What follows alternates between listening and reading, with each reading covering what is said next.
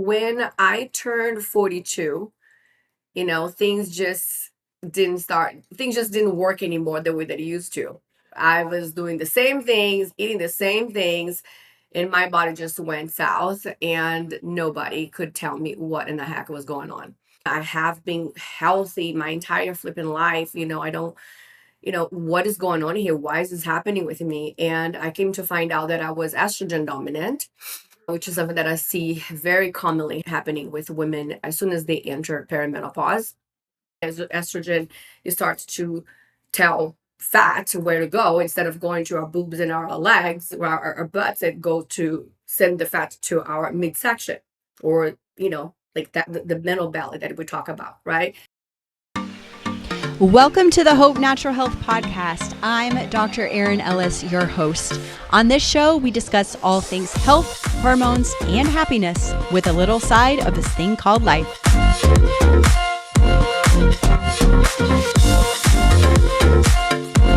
Patricia Hernandez is a hormone and metabolism coach for women over 40 who are tired of doing all the right things and not seeing results. She helps women understand how hormones, stress, gut health, and metabolism change in perimenopause and menopause, and how to work with their bodies instead of against them. Patricia specializes in personalized, lab-informed coaching focused on fat loss, muscle building, energy, and confidence. Her approach helps women stop guessing, stop blaming themselves, and finally break the over 40 plateau so they can feel strong, clear, and in control of their health again. Welcome to the show, Patricia.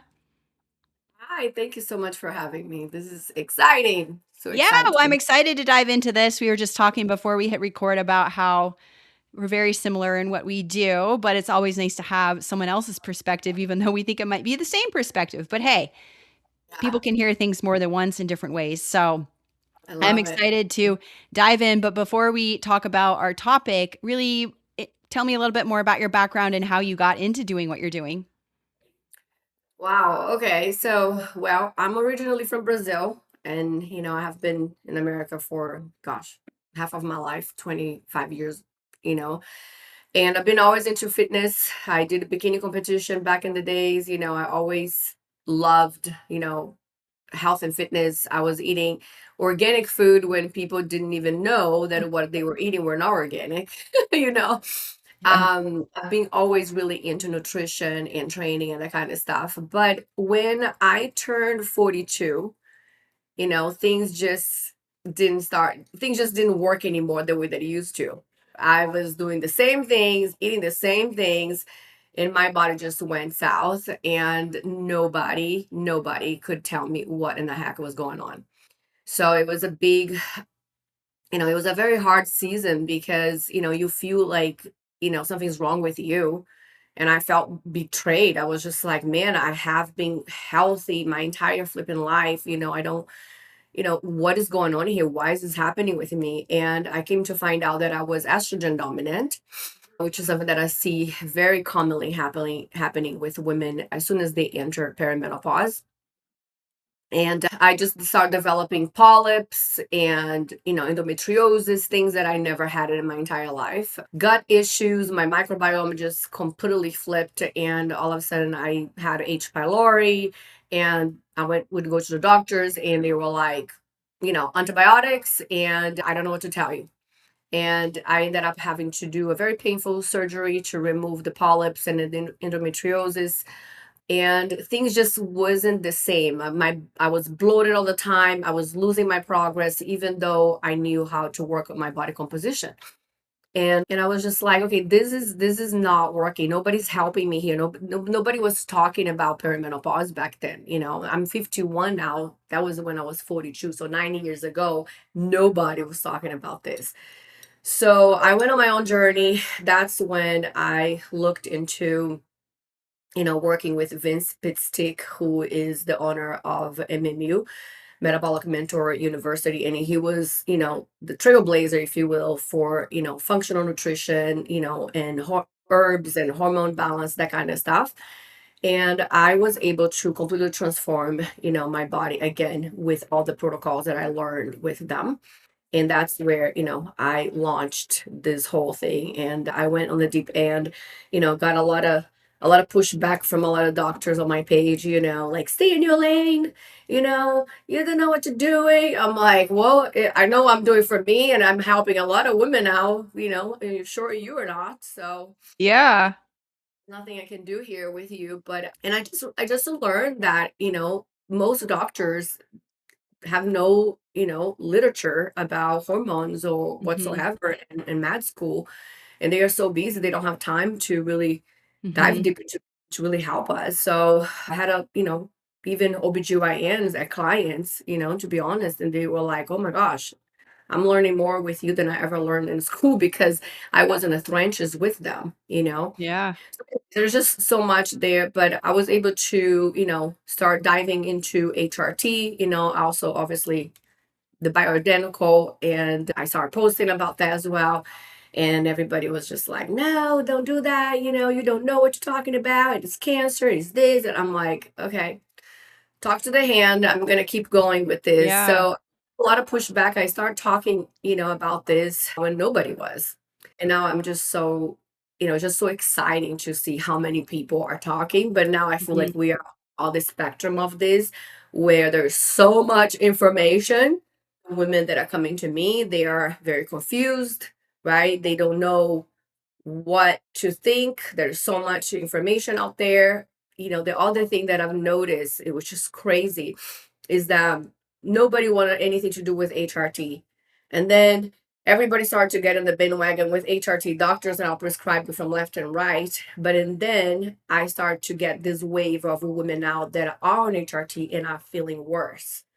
Mm. And that's a whole nother conversation Hmm. altogether. But so I was like, okay, I'm experiencing all of this, but I also understand why they are not feeling good on HRT. So, I'm on HRT myself. I have coached over 700 women, in perimenopause. I work with a team. Obviously, I can't prescribe HRT, but I have a, collaboration with a clinic. Once again, because the people that come to work with me, they are a mess and nobody's helping. Yeah. So, anyways, I can keep going here, but you can stop me and ask any questions. Yeah, you mentioned, your own story about how you felt broken and nobody was helping you. So, why is it that the strategies that we thought would work in our 20s and 30s stop working after 40? Like we used to think that, oh, I'm just going to do more cardio, I might eat less, I'm going to work a little bit harder in the gym. Like why do those not really work anymore over 40, but also might make it worse? Yeah, yeah, absolutely. That was I was on the same boat because, I knew that if I cut the carbs and I would do more cycling, right? Or I'm not a Yeah. runner, something with cycling, things would just get better. If I just shut my mouth, right, and I eat very like a bird, right, my body would Mhm. respond. Well, I think we common sense, it's people forget what common sense is sometimes, but it's not trying to go too deep into medical things because obviously I'm not a doctor and I don't want to confuse people, but if I speak in terms of like, very simple terms, when we are in our 20s and 30s, there's two things we have muscle and we have hormones, right? So we turn 35, then two things start to shift: muscle and hormones. So then what is it that we need in order to continue thriving the way that we were in our 20s and 30s?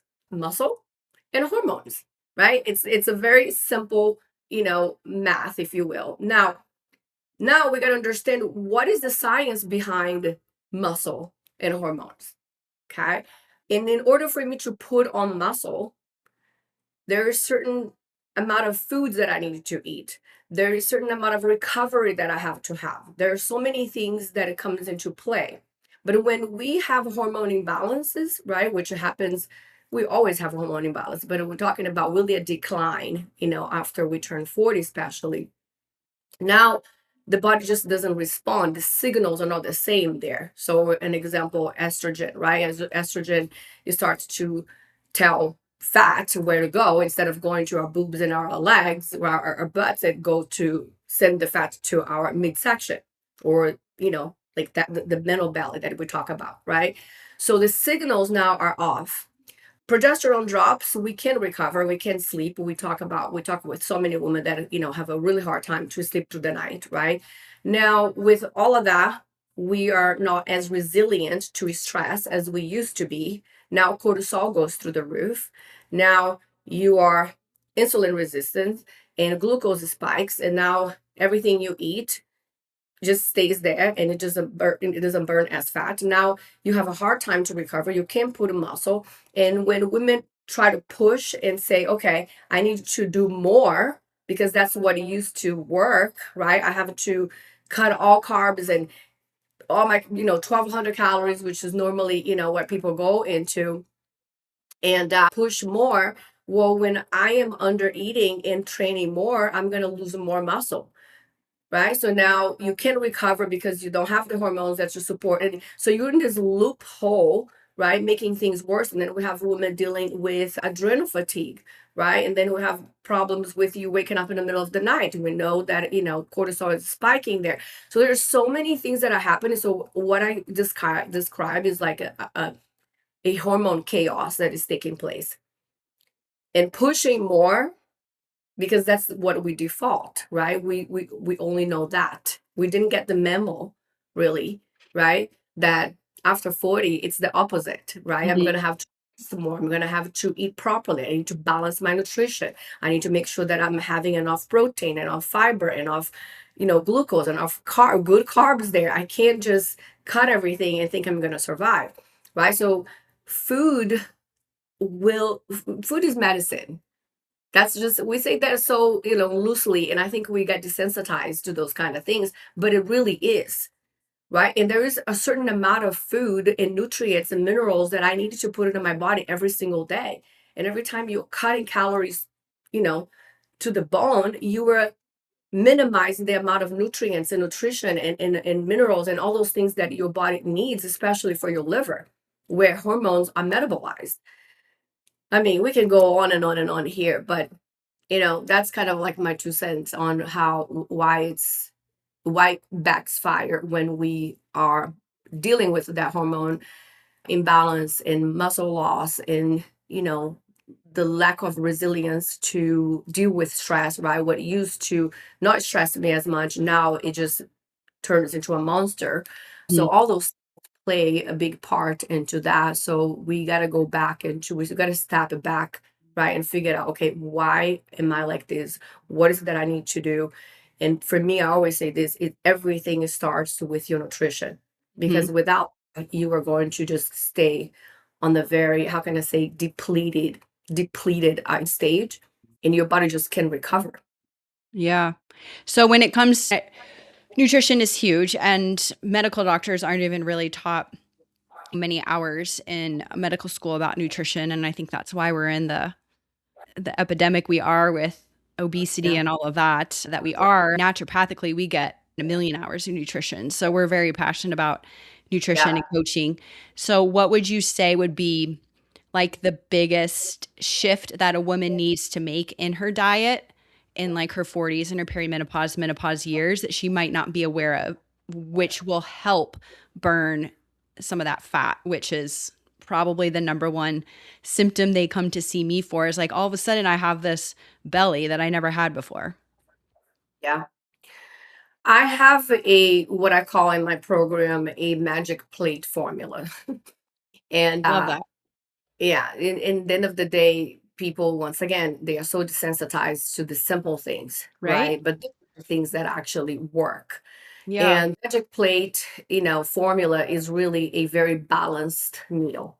Okay, where I have a good source of protein, I have a good source of carbs, I have a good source of fat, I have my fibers, I have my prebiotics, my probiotics, all on that plate. Okay. And I do have, and I have our clients eat at least 4 to 5 times a day. Okay.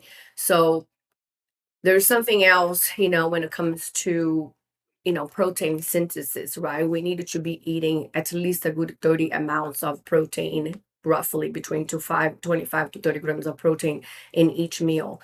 And, most women don't want to track. They don't even know what 25 grams of protein look like on their plate, right? But protein, you know, especially to maintain muscle mass and body composition, we needed to have, like I said, at least, in order for you to get a good amount of leucine, which is one of the main amino acids in the protein, it's going to take about 25 to 30 grams of protein in each meal.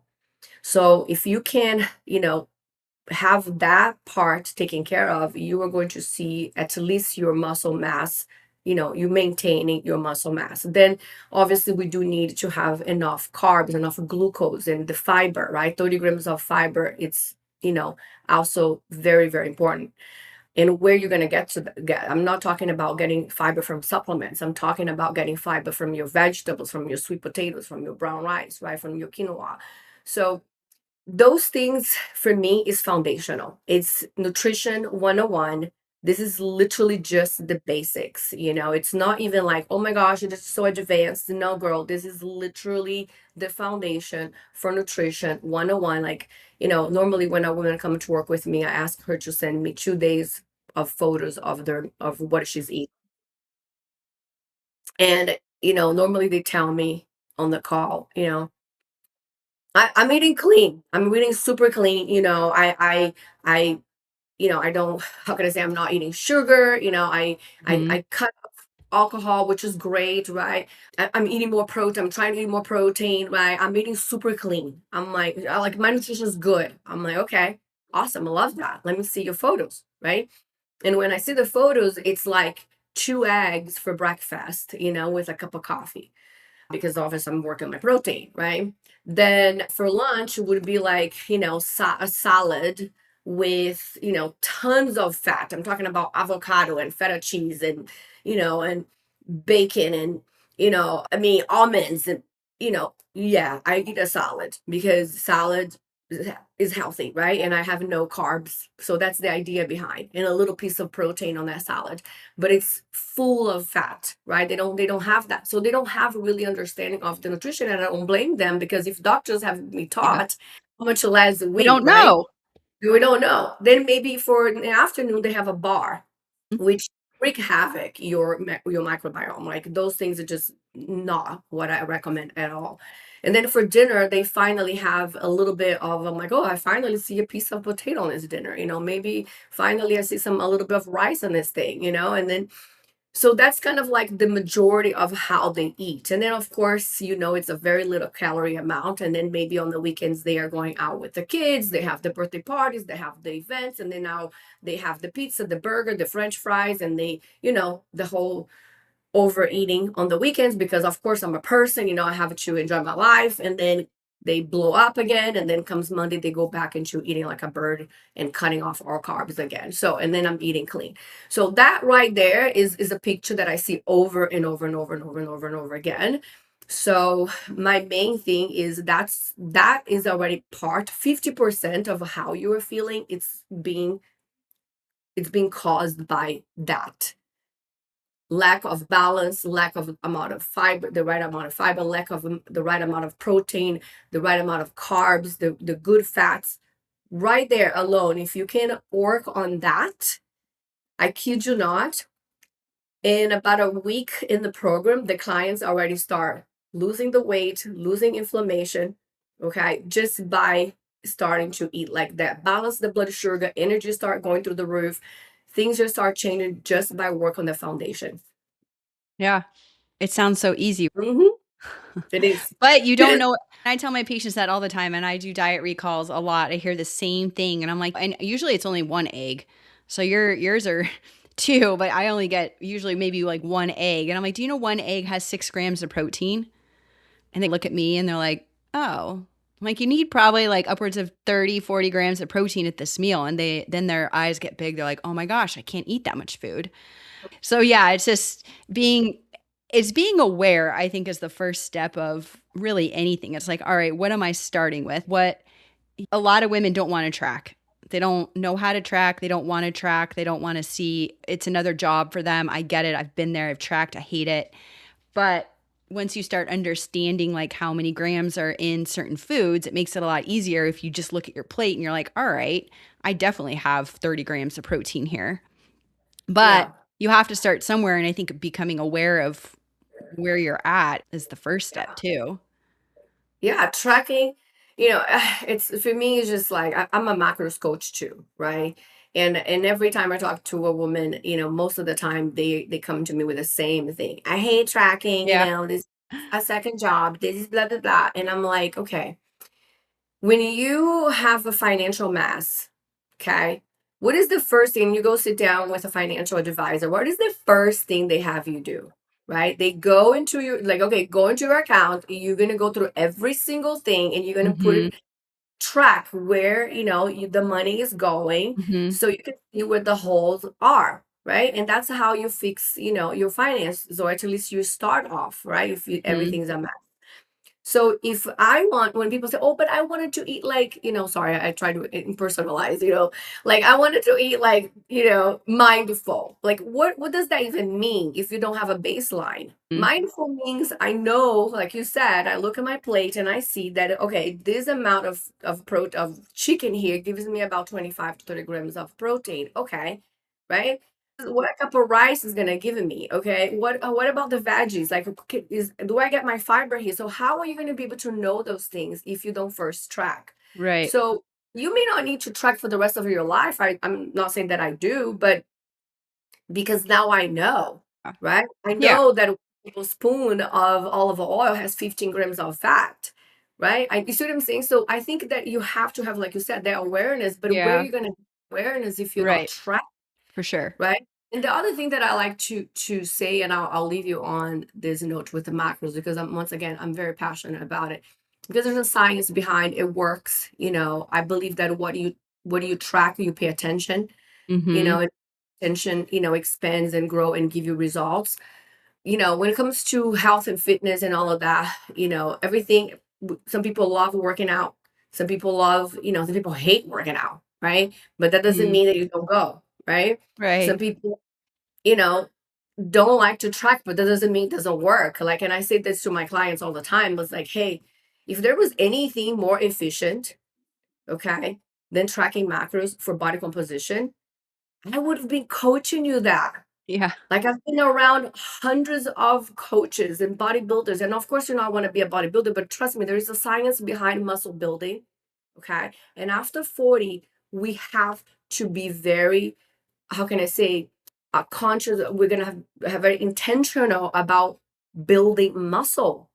There's no other way around. That's gonna be your biggest asset. It's gonna support you with a hormone balance. It's gonna support you with you being strong, resilient, you growing, you Mhm. aging, right? With a strong bones, and you don't have any other option. You're gonna have to learn the science of muscle building so you can maintain your muscle mass, Mhm. right? And macros is a key thing, And the question that I have you is, is there anything about your husband that you hate? Yeah. Okay. So do you divorce him because of that? No. Okay. That's the same when it comes to health and fitness. There will be something you hate about it, but that doesn't mean you don't do. Is there anything you hate about your job? Yeah, I do. Okay. Do you quit your job because of that? No, right? Because there are some other things you love. Everything's life is a trade-off. Mhm. I don't like this, but hey, this helps me. I don't like to brush my teeth every day, but guess what? I do. Yeah. You know what I mean? Yeah. No, And that makes complete sense. Let's talk a little bit more about like the hormones because those are really the drivers behind the stubborn belly fat, the inflammation, the fatigue in these midlife women. So can you speak to a little bit about each of the hormones that are playing a role and a little bit more about how they flip or switch or become a little bit less resistant in midlife than they were in your 20s and 30s? yeah, I think we touched a little bit in the beginning, right? The estrogen and progesterone balance, it's very, very important. And when they are off balance, then it just wreak havoc everything. I'm not even going to touch on testosterone. Just by those two hormones alone, things can be completely haywired and debilitating, to be honest, right? For most of us. I know because I've been through that myself and I have coached hundreds of women Mhm. dealing with. So when, like I was mentioning, when estrogen declines, that's a big problem in terms of experiencing hot flashes, brain fog, right? All those things. that comes with, bloatedness, inflammation. Estrogen supports the body in processing, and signaling, how can I say, the metabolism and everything to work properly. So when Mhm. estrogen is is takes a dive, we don't have that cushion there. We don't have that support. Now, on the flip side, if estrogen becomes dominant, which, I'm that's my thing, like it happens to me pretty often, then now I'm dealing with vertigo. I'm dealing with, once again, gut issues, right? It affects your microbiome. And now, if your microbiome is affected, your gut is affected, guess what? Your hormones are going to continue staying unbalanced because hormones are created in the gut. Mhm. So, one of the things that I see with most women, especially in the beginning, if they have hormone imbalance, I know for a fact they have some gut issues. So now we are always looking at the blood work to see what is going on there with their gut. And we always find, that something is off with their gut. And normally, if we address the gut, we can now support the hormones. And a lot of times, we don't even need to be on HRT. Just by getting your gut to be optimized and, and in a good place and with a good blood Mhm. mark there, your hormones can start to balance, especially if you are just in the beginning of perimenopause. Now, progesterone, it's another, issue because a lot of women, once again, start to lose progesterone, and it's that GABA, right? Hormone is supporting us with being resilient and being more calm and dealing with things, with a level head. And when that drops, now we don't have that anymore, so now we are more wired but tired, right? We, especially because of the cortisol spike. So there is, like I said in the beginning, Mhm. the whole, hormone chaos that is taking place. But what I like to say about this, it's more like what happens when the women are coming to me and they are feeling all of this, okay, and then they go to a doctor, going back to the doctor thing, and they say, testing is pointless, okay, because, you're going to have hormone imbalance happening anyway. So what's the point to chase, labs? We're going to address symptoms, okay? And then they may put them on, on a progesterone pill, and it helps initially. They may put them on, estrogen patch, and they may help that, initially. And then, just like I had a message from somebody on Facebook. She tells me, I start with this because of the symptoms. The doctor didn't really test anything, but and then finally, I asked him to test my hormones because I keep gaining weight and I don't understand. I do feel a little better, but why is the weight gain? And so I asked her, did he do the blood work finally? She's like, yeah, and my estrogen is 889. And he didn't seem alarmed at all. And he just, bumped my progesterone from 100 to 200. And I was like, oh my gosh.